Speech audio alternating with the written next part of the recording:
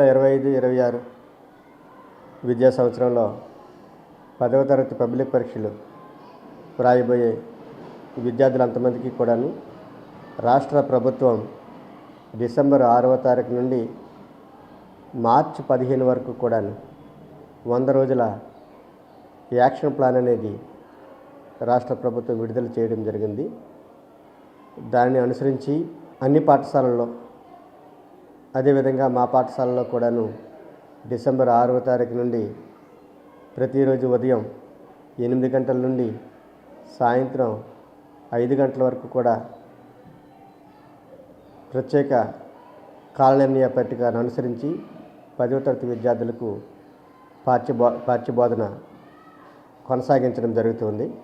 ఈ 100 days action ప్లాన్లో సుమారుగా విద్యార్థులు అన్ని సబ్జెక్టుల్లో 57 పరీక్షలు సుమారుగా రాయడం జరుగుతుంది.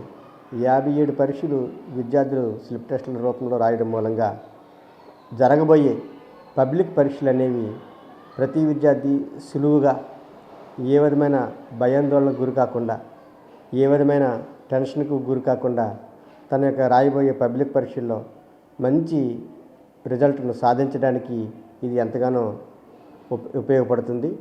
మరి ముఖ్యంగా రాష్ట్ర ప్రభుత్వం 10వ తరగతి విద్యార్థుల నిమిత్తం ఒక చక్కనైన మెటీరియల్ని అన్ని సబ్జెక్టుల్లో కూడాను 10వ తరగతి విద్యార్థులకు అందజేయడం జరిగింది.